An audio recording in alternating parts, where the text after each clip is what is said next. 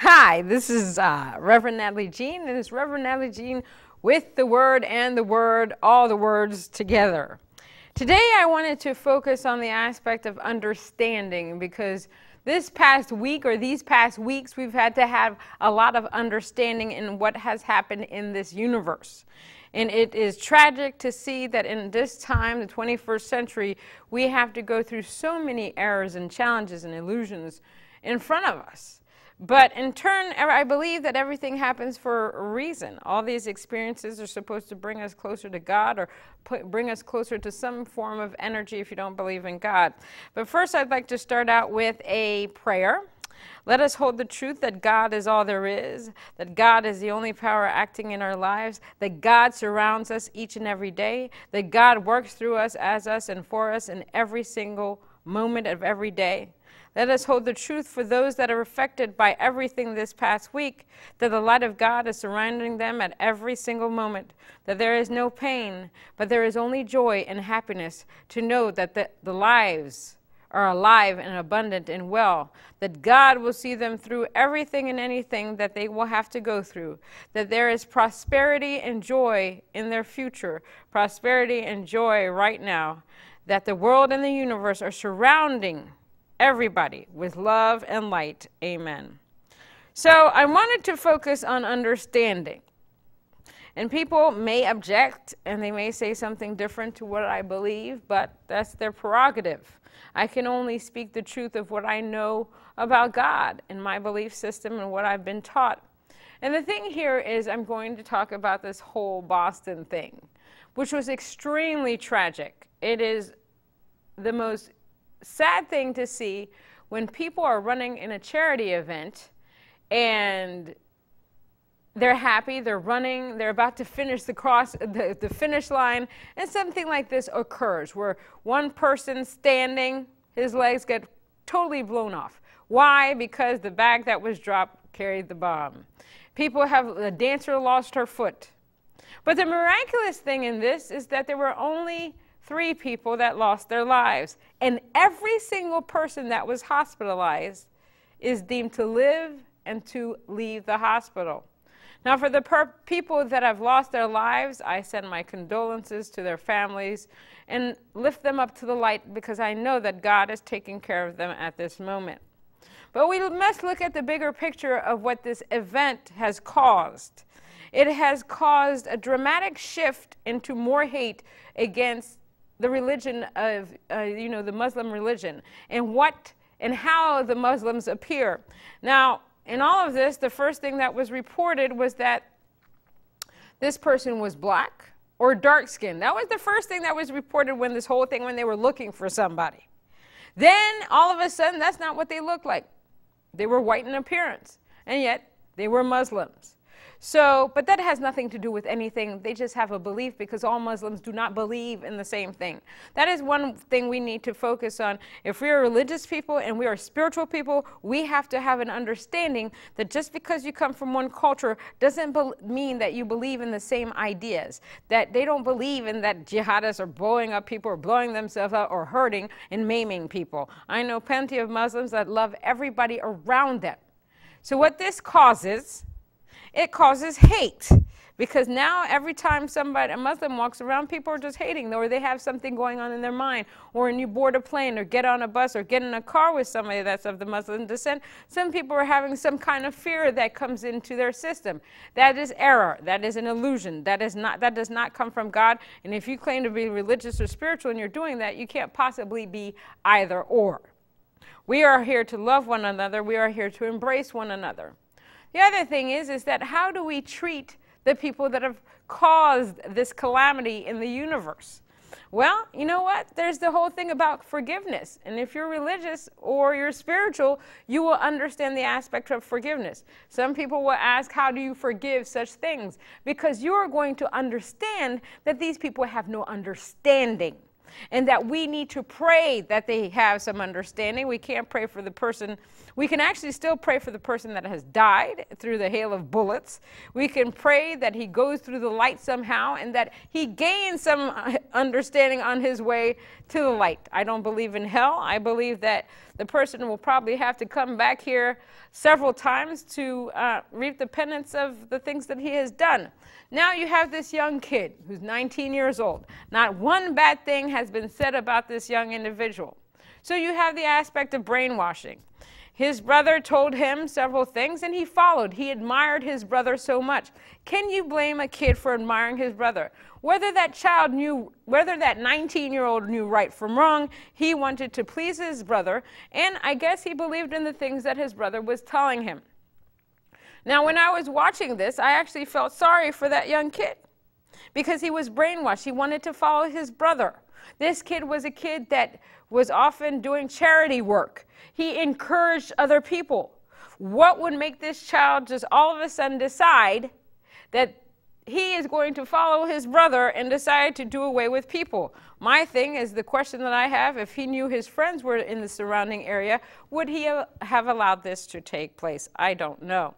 Now, this kid who tried to commit suicide may never be able to speak. Now, he still can communicate, he still can write, and is helping authorities to better understand why these actions were taking place. Now, when we think about our surrounding area and all the people we're supposed to love our neighbors as ourselves, you question, well, how can you love this person? Now, everybody went crazy over this Boston situation. But yet, it is amazing to me that every single day in other countries like Afghanistan, Iraq, India, China, wherever, there is something always going on. In Afghanistan or Iraq or Israel, when they take one step outside, they don't know if that's their last day or not. This is the life that they lead. Now, it is almost coming to a standard here in the United States where it was never a standard, where when we walk out of this universe or take our step out the door, we don't know what's going to happen to us anymore. We don't know. There's plenty of people that have guns, shoot people in supermarkets, or they're shooting people up in school, or they're shooting people up anywhere. Then you have people planting bombs everywhere. This is not the America that I once knew. What is happening? The consciousness, the spirituality, the religion is run amok. People are not keeping consciousness in their mind. They're not keeping a positive frame of mind. Their mind is, some people are a little befuddled. I mean, some people are getting confused about who they should like, who they should hate, but the thing is, you're supposed to only have love in your heart for everybody, no matter what situation happens. Now, some people may say to me, you know, it didn't happen to you. Doesn't matter if it didn't happen to me. There are plenty of tragic things that have happened in my life, and I have learned to forgive. I have learned over the course of this 21st century and grown, because a long time ago I would have told you if something happened to my mother, I would have gone after the people. But I can't do that. There's an aspect of forgiveness. There's an aspect of understanding. If you want to understand the plight of these people that decide to bomb everywhere or blow themselves up in the name of religion, in the name of God, can you imagine living in a country, and I'm not condoning any violence whatsoever, but you have to sit a moment. Think. Imagine living in a country where every day, you don't know if it's your last. Like, we still can walk out the door and go to work or go to school or go to dinner and know we are going to have a pleasant evening. But imagine walking out the door, you're going to a wedding, just a wedding or a local market. And you're having a good time, you're going to a local market or a wedding, and all of a sudden there are 30 casualties because a bomb has exploded. Or you have to stay home because you're living your life in fear all the time. That is the life of people in Afghanistan, Iraq, a lot of the countries in the Middle East, Israel, some other countries as well. How would you like to live here? Now, my thing with everything that's going on is I believe that the eyes of America have to be opened. Everything to me happens for a reason. Everything happens for a reason. We, as the United States, often go into other countries because we'd like to help them out. And that is a great thing. But oftentimes in helping them out, what have we done? We have killed their women. We have killed their children. We have killed their men. And I applaud the American men and women that go and serve because that is a tough job. and they do it well, and a lot of people have sacrificed their lives. But you have to understand the other side. They are tired. They are tired of watching their own country become disheveled and crumbling around them. I do not condone the fact that they will come here and try to annihilate the American people. It is wrong in every sense of the word. But you have to understand the perspectives of people watching their own people. Some people are tired. They're tired of watching it. And so they look at the United States and they start saying to themselves, well, why do these people live so harmoniously? Why are they so happy while my country is being blown to bits? My people are being blown to bits. Now, these people should not come to the United States and try to do anything like this, because let me tell you, America is a force to be reckoned with, and they're not going to tolerate this. And this is going to be, anybody that tries to do these things here is going to be harmed, very much so, because the United States believes in their country. We believe in the freedom. We believe in protecting our people. So you have to understand both sides. But during this whole thing, you have to be conscious of not, some people, I mean, even the uncle of these children decided, oh, he hates them, they're losers, this, that, and the other. I pray for them. I pray for their soul. I pray for the young man that's in the hospital, because he is going to be tortured, and I don't know what's going to happen to him in the American system because of what he's done. They don't want to give him his Miranda rights. They don't believe in that, this, that, and the other. No matter what this kid has done, he deserves to have his rights read to him, because this is what we would expect in one of our people, and he's an American citizen here. So you have to sit down and really think about what spirituality means in the sense of understanding, in the sense of love, in the sense of everything. We can't be spiritual people and want to see this boy annihilated. And I'm sure that what we need to pray for the victims and for the families of the victims is that they gain understanding, and the fact that we need to pray that these individuals still have love in their heart. Because after something like this happens, you want to hate. That's the first thing you want to do. You want to hate the kids. You want to hate the whole Boston. You just want to hate your surroundings. You're saying, why me? Why this? That's not good. That's not good. You have to lift yourself up and have love in your heart. Now I wanted to read something from Spiritual Law in the Natural World by Emma Curtis Hopkins, and it's a little synopsis on her chapter on understanding, which is chapter 6. She calls it Spiritual Understanding.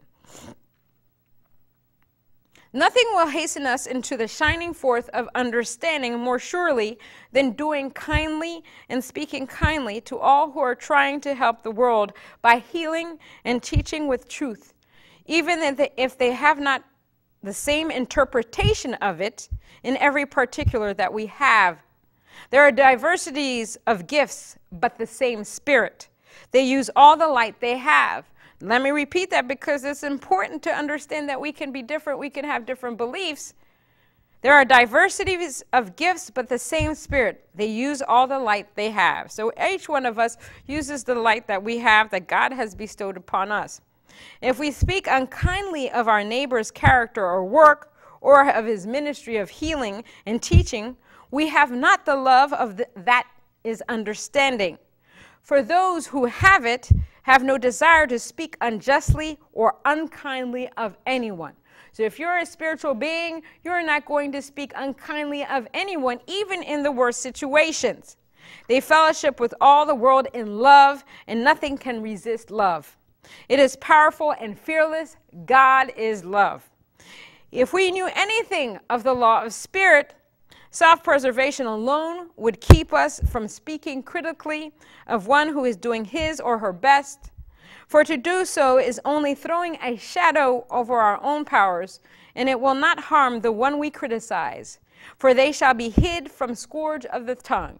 Now, whenever we say something negative, it usually rebounds onto us. People think that you can say a nasty thing to somebody, and it's really going to hurt them, but it won't. In the end, karma is going to bite us in our butts, and we're going to feel the wrath of our own words.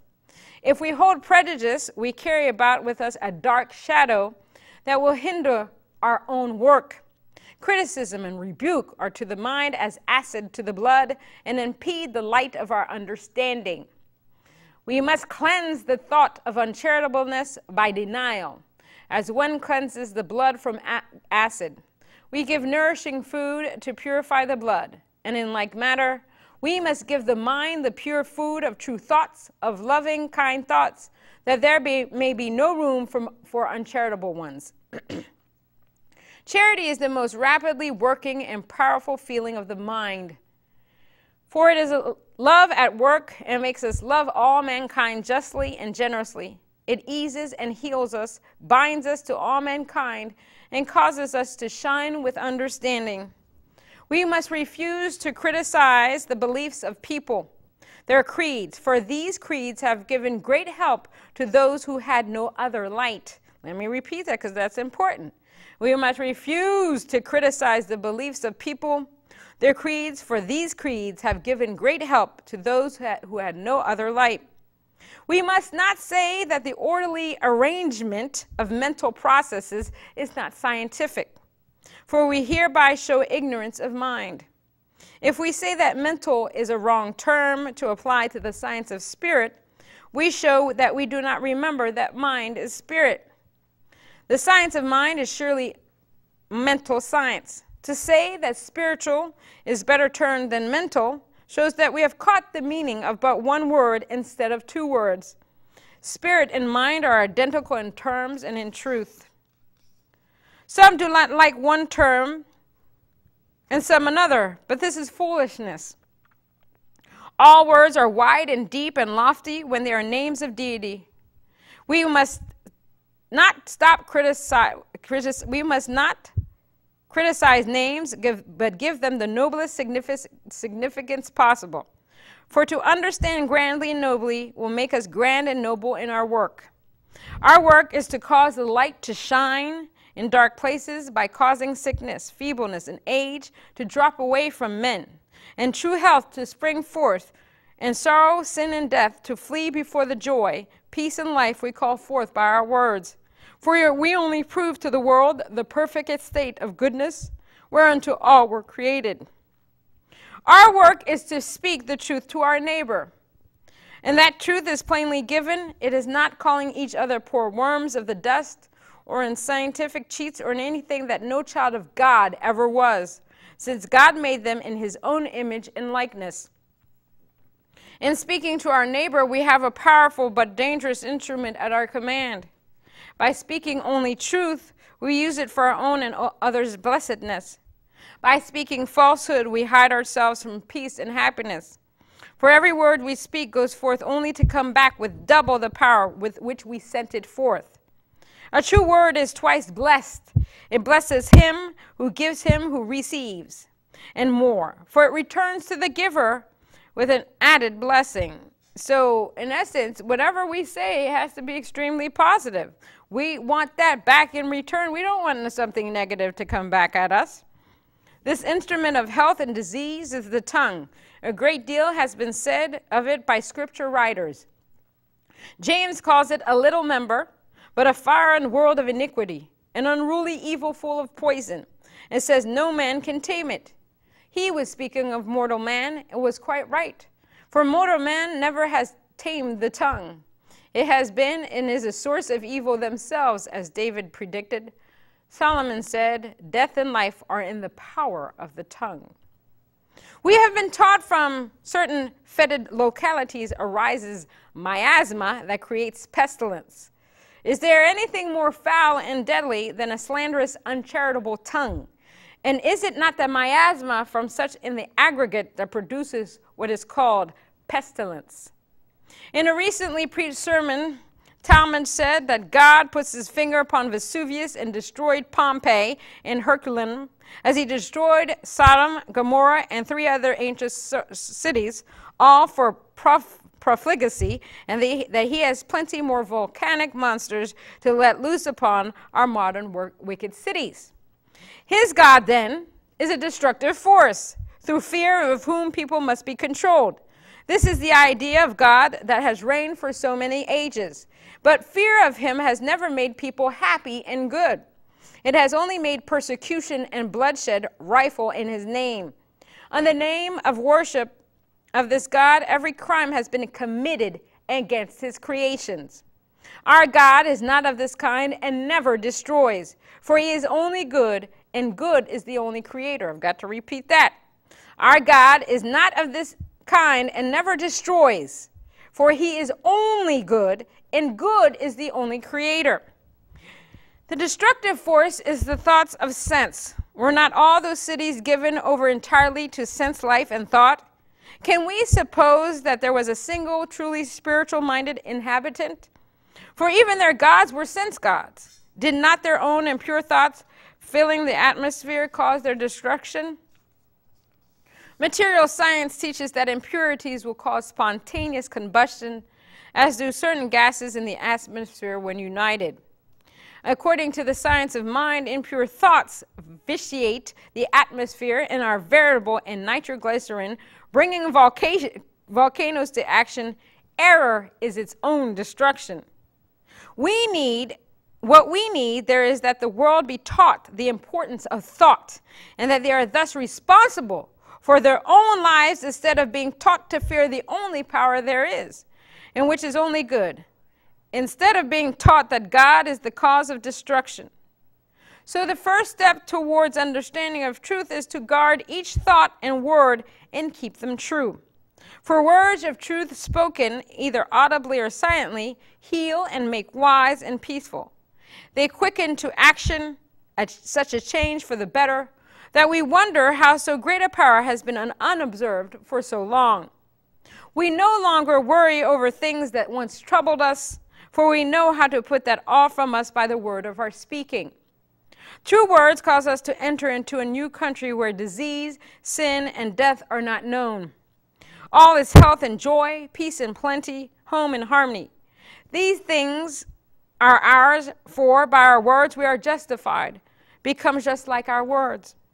True words open the very portals of heaven and disclose to our view and for our possession all its glorious blessings.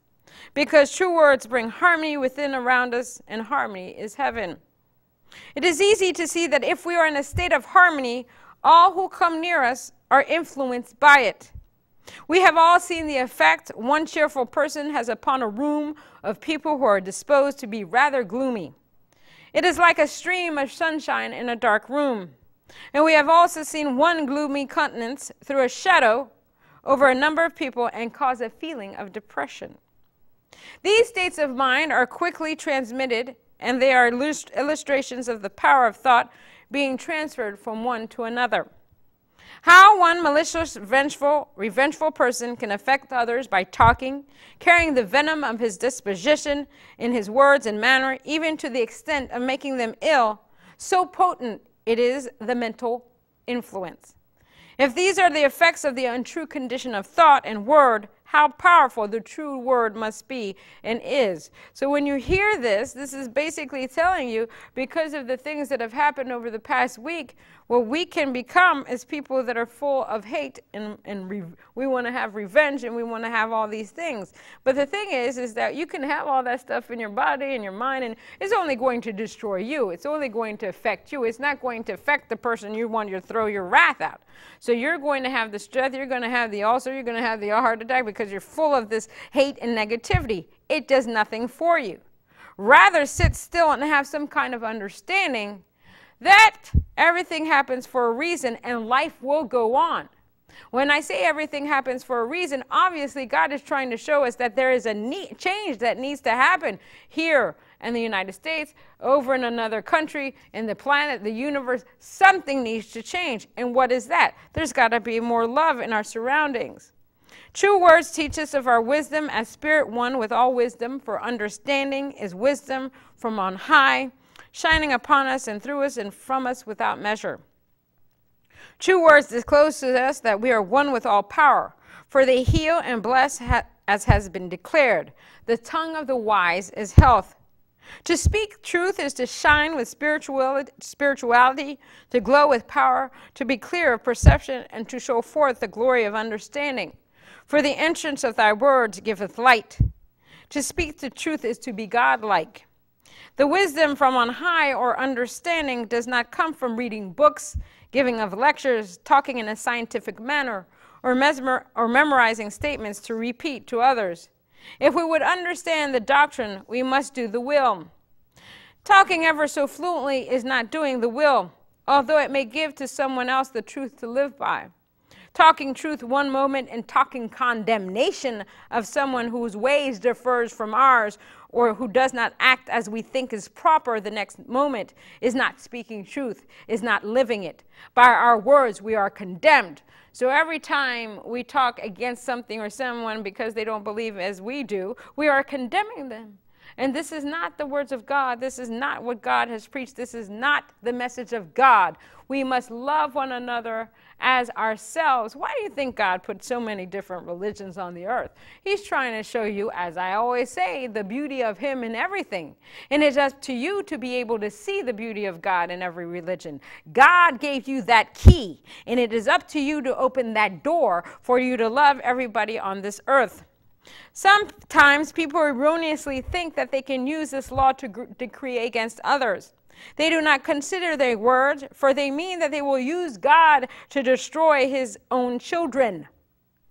Those are not true words, for the moment anyone speaks, such he has descended into mortal mind. He has not spoken at all. He is worse than dumb, for he has tried to pervert truth itself. This far from the mind that was in Christ Jesus, as in a known language in the new country, the country of spirit. This is not wisdom, for the wisdom that is from above is first pure, then peaceable, gentle, and easy to be entreated, full of mercy and good fruits. While true understanding brings power, it brings humility. There is no feeling of mastery one over another, only over error. True words are all of love, and I speak any other words I do not speak at all, for they are not the utterance of truth. We do not speak true words until the mortal is put quite away hushed. It would be a terrible thing for a mortal man to be invested with infinite power and would soon bring chaos. If one thought of mortal self intrudes, we have left our high estate, lost our power, are not truly alive, nay, worse than dead, for we have betrayed our trust, sold our birthright, and forfeited our places as worker for and in God. It is not God that works through us then. If we indulge one wish toward anyone that is not kind and loving, or that would cause him pain or suffering, even if deserved, we are far from understanding, far from the country where we long to be. The law of this new country is inexorable, and it takes care of each inhabitant. If we break one jot or tittle of this law, we suffer, and no one need wish to hasten the suffering. It is sure to come. We are perfectly to reap as we have sown. It is better to keep each thought of our own clear, pure, and kind, so that we have none to come back like a poisoned dart. So this is the message today of understanding of Emma Curtis Hopkins, of my own understanding of what's going on in our universe this past week. And hopefully, and I pray, that people gain understanding of what's to come. In our lives, we can project and manifest beauty, love, positivity into our world. But we must want that for everybody else in our world. We can't just want it for us. We must love it, want it for every country. We must not only pray when something happens here in the universe and in the United States. We've got to start praying for everybody. I'm on Facebook, and it's interesting. You know, I look at CNN, and sometimes I'll hear about these buildings that collapse in other countries. And I forward that to Facebook. I say, okay, we're praying for Boston. We've got to pray for the world. We've got to pray for these other people. We've got to pray for these 270 people that have died in a collapsed building. We've got to do it. This is not just about the United States. This is about the universe. So keep that in mind in your own understanding. As you go on your spiritual path, you see your journey, have understanding. Pray for everybody, not for those that you know, not for those that you deemed are suffering, but for those, everybody. We are all brothers and sisters no matter what we've done in this universe. So this has been Reverend Natalie Jean in the Word. Stay blessed, and I'll see you next time.